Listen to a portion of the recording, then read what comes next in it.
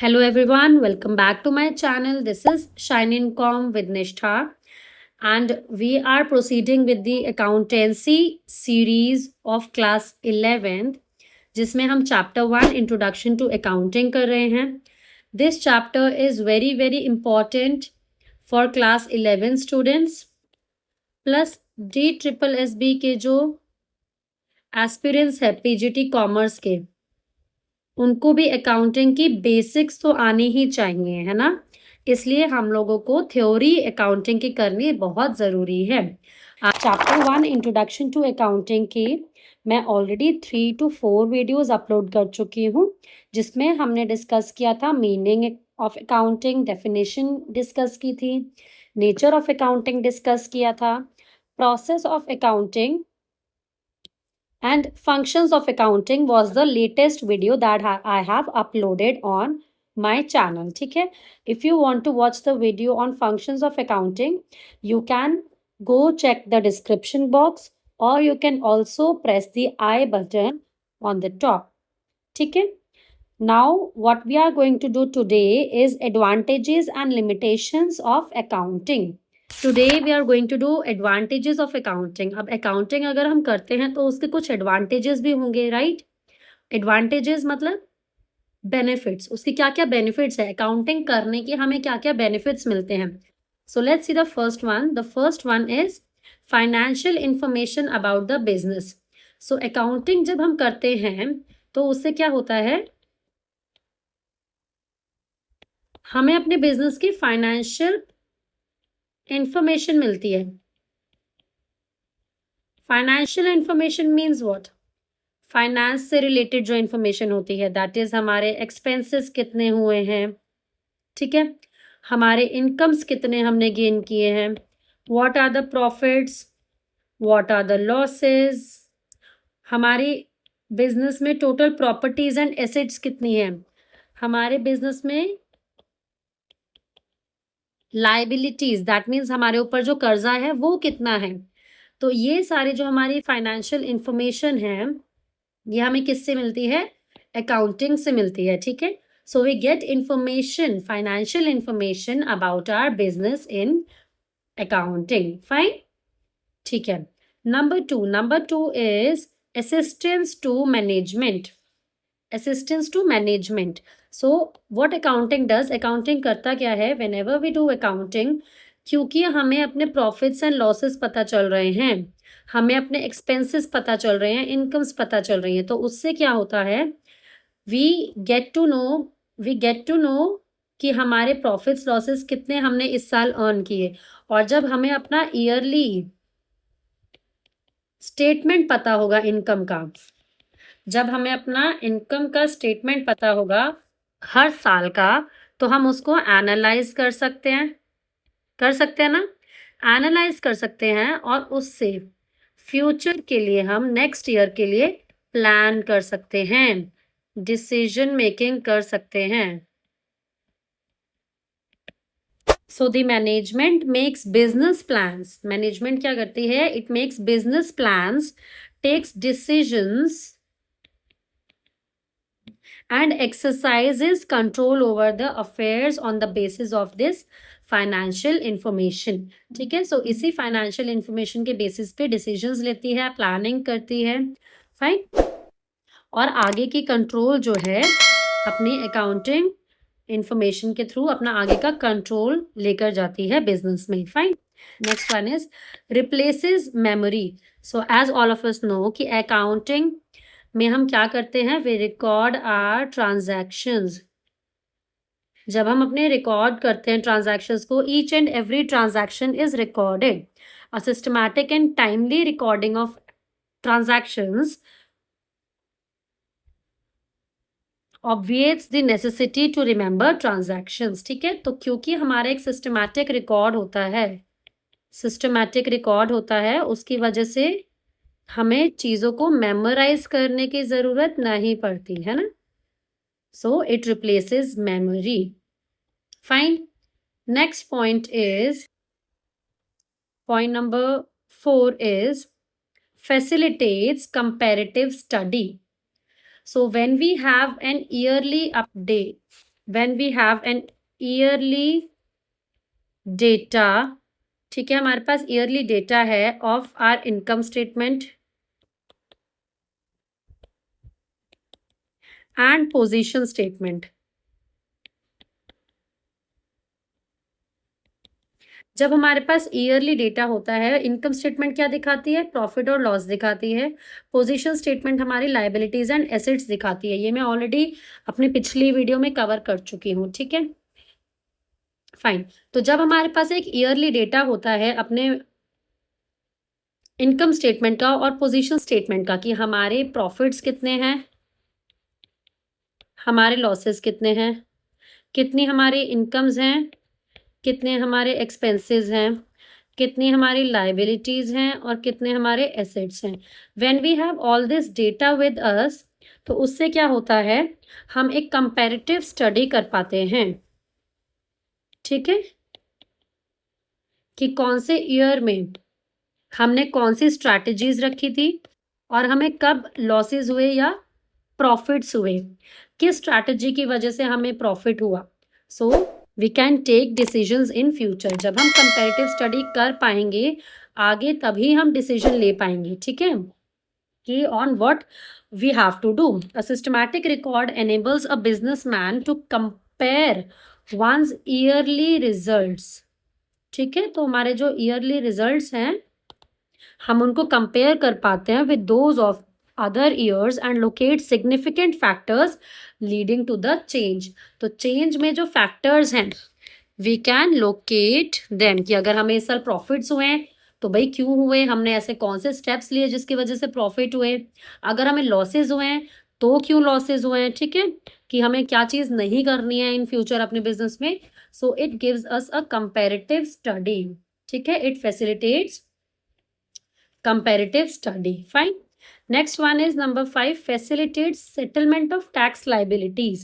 So एक systematic accounting record जो होता है वो हमें हेल्प करता है, किस चीज में हेल्प करता है, देखो, जो एक सिस्टमैटिक रिकॉर्ड होता है वो हमें हेल्प करता है, हमें इनकम टैक्स सेटलमेंट में। कैसे हेल्प करता है भाई इनकम टैक्स सेटलमेंट में?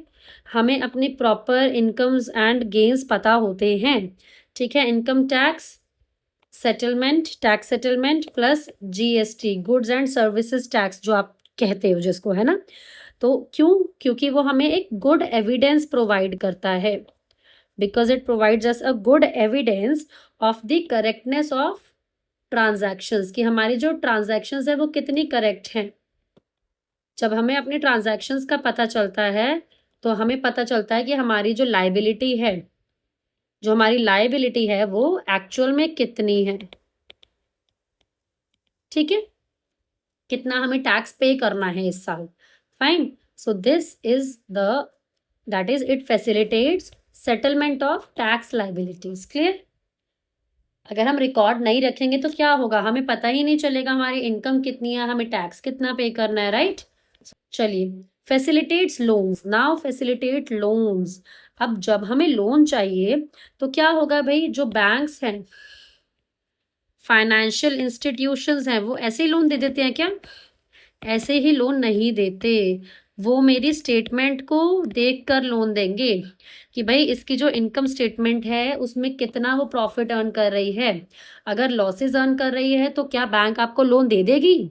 नहीं देगी, ठीक है, कि भाई आज ये बिजनेस जो है वो लॉसेस में जा रहा है, कल को अगर ये मेरा डेट, मेरा जो लोन है वो रीपे नहीं कर पाया तो क्या होगा भाई, है ना। तो जो बैंक्स है, फाइनेंशियल इंस्टीट्यूशंस हैं, वो क्या करती हैं, आपकी इनकम स्टेटमेंट चेक करती है, आपकी पोजीशन स्टेटमेंट देखती हैं, उसके बाद ही आपको लोन्स दिए जाते हैं, फाइन। तो इसलिए इट फैसिलिटेट्स लोन्स, क्लियर। चलिए नेक्स्ट देख लेते हैं, evidence to court. Evidence to court ये हमने लास्ट लेसन में भी डिस्कस किया था पिछली वीडियो में, कि systematic record of transactions is often accepted by the courts as good evidence. तो कभी भी हमें एविडेंस की जरूरत पड़ती है तो सिस्टमैटिक रिकॉर्ड अगर हमारा होता है तो वो एक बहुत ही अच्छा एविडेंस की तरह काम करता है इन द कोर्ट्स, ठीक है, किसी चीज की परेशानी नहीं होती है। Fine, moving on to the next one, facilitates sale of business. देखिए, जब भी आप अपने बिजनेस को सेल करना चाहते हैं, आप अपना बिजनेस बेचना चाहते हैं, तो जो अकाउंट्स हैं जो आपने मेंटेन किए हैं, उससे एसरटेन हो पाएगा कि हमारी प्रॉपर परचेज प्राइस क्या होगी बिजनेस की। क्योंकि देखो, हमारे जो अकाउंट्स हैं वो ये बताते हैं कि मेरे पास कितने एसेट्स हैं और कितनी लायबिलिटीज हैं, राइट। जब पता चलता है कि कितने एसेट्स हैं, मेरी बिजनेस में कितनी प्रॉपर्टी है, कितनी जमीन है, कितना लैंड है, कितनी बिल्डिंग्स हैं, कितनी मशीनरी है, ठीक है, कितनी मशीनरी है, तभी तो मैं एसरटेन कर पाऊंगी कि मेरी बिजनेस की वैल्यू क्या लगेगी, है ना। भाई, आप अगर अपना घर बेचने जाते हो तो आपके होम में, आपके घर में देखा जाता है ना भाई, कौन कौन सी एसेट्स हैं, है ना। कि आप अपने घर के साथ क्या अपने एसेट्स भी बेच रहे हो, आप उसका फर्नीचर भी सेल कर रहे हो। तो अगर आप कर रहे हो तो उसी हिसाब से जो है उसकी प्राइसिंग की जाती है, ठीक है। तो इसीलिए इस चीज में, किस चीज में हेल्प होती है, फैसिलिटेट्स सेल ऑफ बिजनेस, ठीक। Next point, assistance in the event of insolvency. अगर इंसॉल्वेंसी होती है, इंसॉल्वेंसी क्या होती है बच्चे, इंसॉल्वेंसी होती है कि जब कोई बिजनेस खत्म हो जाता है, बैंकरप्ट हो जाता है, मतलब उसके पास पैसे नहीं हैं, वो लॉसेस में चल रहा है पिछले कंटिन्यूअस कितने सालों से, और उसकी वजह से वो बैंकरप्ट हो चुका है और वो इंसॉल्वेंट हो चुका है, उसके पास अपने डेट्स पे करने तक के भी पैसे नहीं हैं। तो हमें अपने अकाउंट्स को देखकर बहुत हेल्प मिल जाती है इन केस ऑफ इंसॉल्वेंसी, ठीक है, कि हमारे पास्ट में क्या क्या ट्रांजैक्शंस रहे। Systematic accounting record assist a great deal in such situation, okay.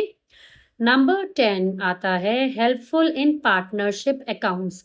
देखिए, पार्टनरशिप अकाउंट्स क्या होती हैं, पार्टनरशिप अकाउंट्स होती हैं जिसमें दो या दो से ज्यादा पार्टनर्स मिलकर एक बिजनेस चलाते हैं। आप लोग बिजनेस स्टडीज में पढ़ोगे चैप्टर नंबर 2 में व्हाट इज पार्टनरशिप, ठीक है। अगर आपको देखनी है वो वीडियो तो बीएसटी चैप्टर 2 पार्टनरशिप की मैंने वीडियो अपने चैनल पे अपलोड की हुई है, बीएसटी वाले प्लेलिस्ट में। उसको मैंने अपने डिस्क्रिप्शन बॉक्स में भी टैग कर दिया है, और अगर आपको अभी देखनी है you can just click on the I button, ठीक है, and go watch the video on partnership chapter number 2 forms of business organisations, ठीक है। ठीक है, तो हम बात कर रहे थे हेल्पफुल इन पार्टनरशिप अकाउंट्स।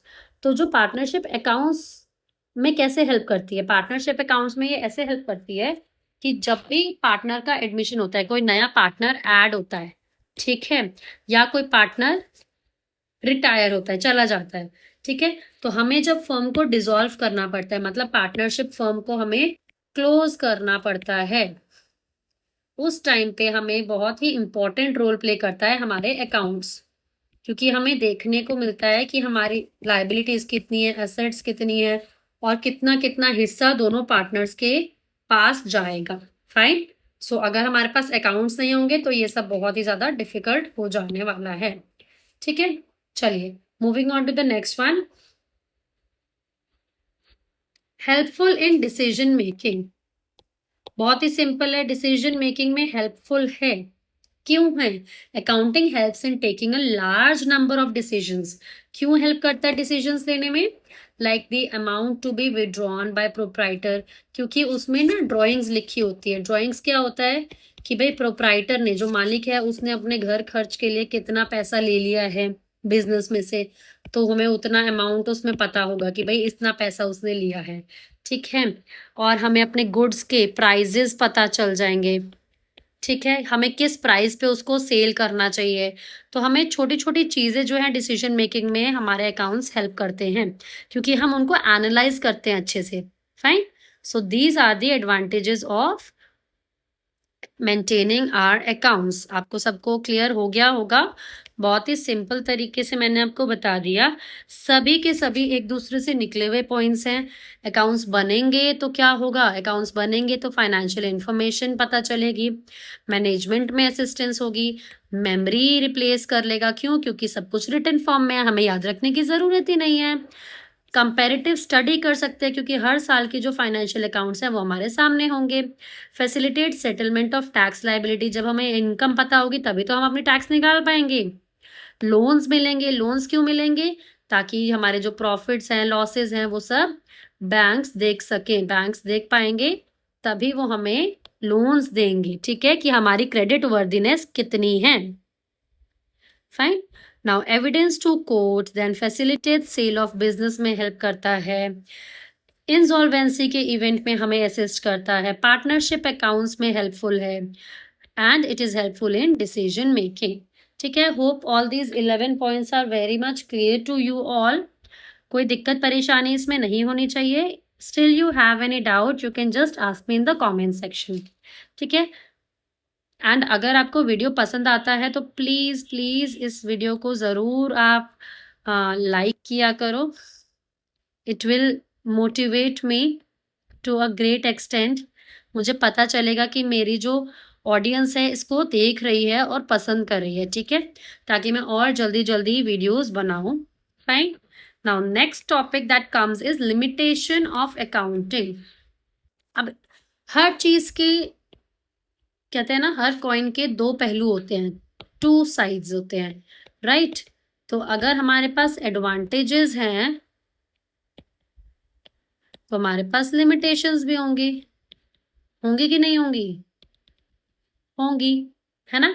ठीक है। So accounting is not fully exact. अब अकाउंटिंग की एक लिमिटेशन ये है कि अकाउंटिंग ना एग्जैक्ट नहीं हो सकती कभी भी। क्यों नहीं हो सकती? क्योंकि देखो, जितने भी हम चीजें रिकॉर्ड करते हैं, हम एविडेंस के बेसिस पे रिकॉर्ड करते हैं। किसके बेसिस पे?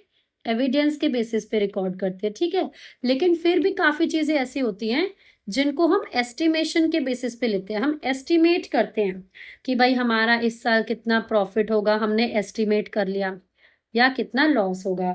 ठीक है, जैसे कि हमारा कोई एसेट है, हमारा कोई डाउटफुल डेट है, मतलब हमारा एक ऐसा कर्जा है, किसी को हमें पैसे देने हैं। ठीक है, ये है संता, ये है बनता।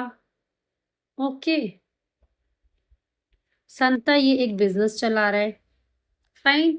अब संता को बनता ने देने हैं पैसे। ठीक है, अब बनता तो हो गया गायब, बनता के पास पैसे नहीं है और बनता हो गया छूमंतर। तो क्या होगा? अब संता कह रहा है कि भाई मेरे पैसे कहाँ से आएंगे? मेरा जो ये डेट था ये तो हो गया डाउटफुल, मुझे तो अब ये पता नहीं पैसे मिलेंगे या नहीं मिलेंगे। ठीक है, तो ये हमारे क्या होते हैं? डाउटफुल डेट्स होते हैं, जो हमें पता ही नहीं है। हमारा एक ऐसा कर्जा, हमारे हमें जो मिलने हैं हमारे पैसे वापस, वो मिलेंगे या नहीं मिलेंगे। हो सकता है वो लेके भाग जाए, हमें पैसे ना दे।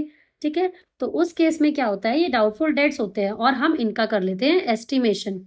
ठीक है, हमें डाउट है कि भाई जो राकेश है, जिसने मेरे से सप्लाईज लिए थे, मेरे से अब मेरा प्रोडक्ट लिया था, मैंने उसको प्रोडक्ट सेल किए थे अपने, अब वो मुझे पैसे दे ना दे, मुझे उस पर डाउट है। तो मैं उसका एक एस्टिमेशन क्या है अपने अकाउंट्स में कर लेती हूँ कि हो सकता है इन फ्यूचर मुझे 500 रुपए का लॉस हो डाउटफुल डेट्स के नाम का।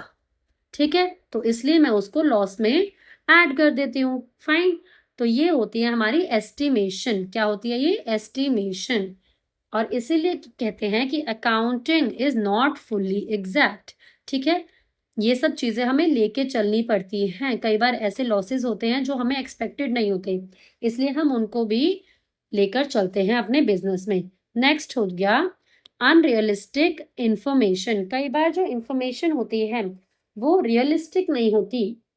ठीक है, हमारा जो बिजनेस है वो चलता है गोइंग कंसर्न कॉन्सेप्ट पे। देखो, हमारा बिजनेस कौन से कॉन्सेप्ट पे चलता है? गोइंग कंसर्न कॉन्सेप्ट पे। मतलब कि हमारा जो बिजनेस है वो हम किसी को भी बेचे, कोई भी आए कोई भी जाए, उससे फर्क नहीं पड़ता। बिजनेस जो है हमारा गोइंग होगा, चलता रहेगा। ठीक है, तो जब बिजनेस गोइंग कंसर्न कॉन्सेप्ट पे होता है, so under the going concern concept it is taken that business will continue for a foreseeable future, मतलब वो कंटिन्यू चलता रहेगा। तो उसी हिसाब से हम जो एसेट्स हैं अपने, वो कैसे रिकॉर्ड करते हैं? कॉस्ट पे रिकॉर्ड करते हैं, मतलब जितने पे हमने उसको खरीदा है हम उसी पे रिकॉर्ड करते हैं और उस पे लगा देते हैं डेप्रिसिएशन। मतलब जो उसके, आप कोई भी मशीन लेते हो घर में तो उसका जो है डेप्रिसिएशन होता है, मतलब वो कहीं ना कहीं थोड़ी थोड़ी उसकी वैल्यू जो है वो गिरती रहती है ना। तो हम कॉस्ट पे अपने एसेट्स को लगाते हैं और उसको डेप्रिशिएट करते रहते हैं, लेकिन जो एक्चुअल अब उसकी बुक वैल्यू है हम उसको नहीं देखते कि अब अगर हम उसको मार्केट में बेचेंगे तो वो कितने की बिकेगी, हम वो चीज नहीं देखते। ठीक है, the assets may not be actually realisable at book value, लेकिन अगर हम जो एक्चुअल बुक वैल्यू है, जो हमने कॉस्ट माइनस डेप्रिसिएशन दिखाया है, क्या पता वो उस कॉस्ट पे बिके ही ना, सेल ही ना हो, ठीक है, हमें उससे और भी कम प्राइस मिले, तो वो जो चीज है वो इसमें लैक कर जाती है। ठीक है, तो इसलिए इट हैज अनरियलिस्टिक इंफॉर्मेशन और वो हम एसरटेन भी नहीं कर सकते, तो ये प्रॉब्लम्स तो छोटी मोटी आती है। ठीक है, now next, accounting ignores the qualitative elements, क्योंकि अकाउंटिंग क्या करता है, क्वांटिटेटिव होता है ना, सारे पैसों से रिलेटेड ट्रांजैक्शन से ही तो डील करता है ना, फाइनेंस से रिलेटेड चीजों को डील करता है, तो क्वालिटी को जो है वो इग्नोर कर देता है। ठीक है, क्वालिटी को इग्नोर कर देता है, दैट मीन्स आपके जो मैनेजमेंट की स्किल्स हैं उसको इग्नोर करता है, आपका स्टाफ का, मैनेजमेंट का स्टाफ का जो तरीका है काम करने का, जो स्किल है उसको इग्नोर कर देता है, आपके पब्लिक रिलेशंस को इग्नोर करता है। ठीक है, और बहुत सी ऐसी क्वालिटेटिव चीजें होती हैं जो आपने आपके बिजनेस को इम्पैक्ट करती हैं। ठीक है, आपके बिजनेस को इम्पैक्ट करती हैं। अगर आपका जो बिहेवियर है, आपका स्किल स्टाफ है वो बहुत अच्छा होगा तो आपके बिजनेस में प्रॉफिट होगा, राइट। लेकिन हम उस प्रॉफिट को कंसिडर नहीं करते कि उसका रीजन क्या रहा है, उसका रीजन रहा है क्वालिटेटिव एलिमेंट, है ना। लेकिन जो क्वालिटेटिव एलिमेंट है वो उसको नहीं करता है, क्वांटिटेटिव को ही करता है, सिर्फ मनी मनी से रिलेटेड जो चीजें हैं सिर्फ उसी को करता है। ठीक है, फाइन, चलिए next one, accounting ignores the effect of price level changes. तो अकाउंटिंग क्या करता है, प्राइस लेवल के जो चेंजेस होते हैं उसको इग्नोर कर देता है। देखिए, ऐसा क्यों कह रहे हैं, ऐसा इसलिए कह रहे हैं क्योंकि प्राइस जो है वो चेंज होता रहता है, आपको पता है ना, सबको पता है। अगर हमने अपने पैसे को कहीं लगाया है, ठीक है, मनी जो है उसकी वैल्यू चेंज होती रहती है ना। अगर अभी मैं 100 रुपए लगा रही हूँ तो उसकी वैल्यू आने वाले टाइम में 200 रुपए की होगी, है ना। ठीक है, सो मनी वैल्यू जो है वो स्टेबल नहीं रहती है, it does not remain stable. ठीक है, और अकाउंटिंग जो है वो प्रिज्यूम करता है कि जो वैल्यू है इट विल रिमेन स्टेबल, क्योंकि अगर हमने किसी चीज का प्राइस लेवल कंसिडर किया है, हमें प्राइस चेंजेस कंसिडर करने पड़ेंगे। जब तक हम प्राइस चेंजेस कंसिडर नहीं करेंगे तब तक हमारी अकाउंटिंग जो है वो प्रॉपर तरीके से नहीं हो पाएगी, करेक्ट फाइनेंशियल रिजल्ट्स हमें नहीं मिल पाएंगे। ठीक है, तो प्राइस लेवल चेंजेस को जो है इग्नोर करता है। ठीक, चलिए नेक्स्ट पे आ जाते हैं। नेक्स्ट है, अकाउंटिंग में लीड टू विंडो ड्रेसिंग। अब ये विंडो ड्रेसिंग क्या है भाई, ये तो बहुत नया सा टर्म लग रहा है।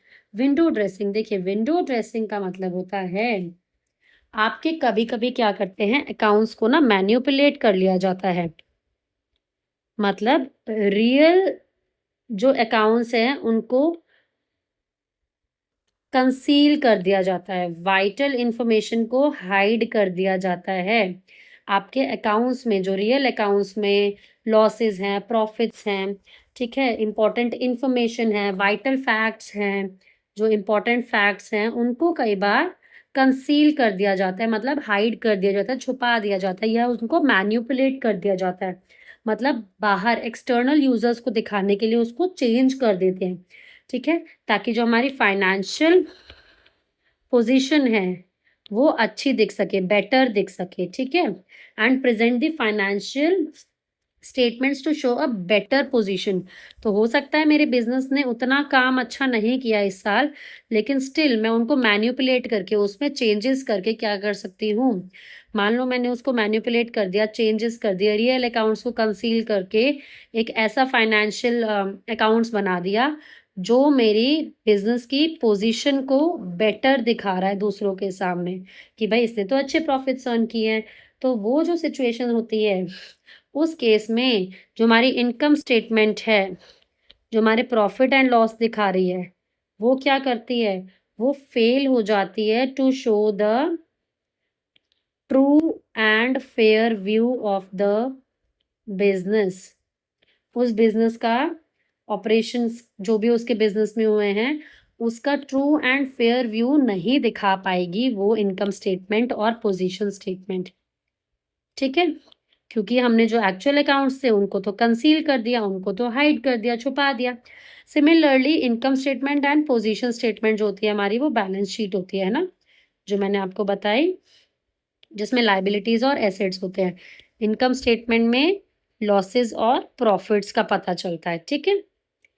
तो अकाउंटिंग में लीड टू विंडो ड्रेसिंग, मतलब विंडो ड्रेसिंग कर दी है हमने अपने अकाउंट्स की।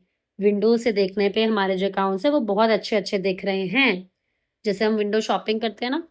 Similarly in that case window dressing क्या है, हमारे बिजनेस को, हमारे अकाउंट्स को बहुत अच्छा अच्छा दिखा रही है, बट एक्चुअल में अगर हम देखेंगे तो वो इतनी इतनी अच्छी परफॉर्मेंस नहीं दे रही है, ठीक है।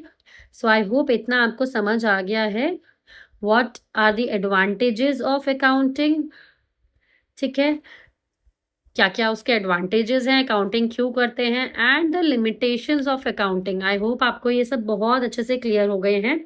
नेक्स्ट वीडियो में हम करेंगे, अकाउंटिंग प्रोसेस में करा चुकी हूँ, तो नेक्स्ट वीडियो में हम ब्रांचेस ऑफ अकाउंटिंग करेंगे। आई होप इतना आप सबको समझ आ गया है। अगर आपको कोई भी डाउट हो you can ask me in the comment section. Thank you so much for joining with us. And कोई भी टॉपिक अगर आपको समझना है just let me know in the comment section so that I can understand कि आपको कौन से टॉपिक में परेशानी हो रही है, दिक्कत हो रही है। Thank you so much for watching the video. Don't forget to like and share the video with your friends and do subscribe. Thank you.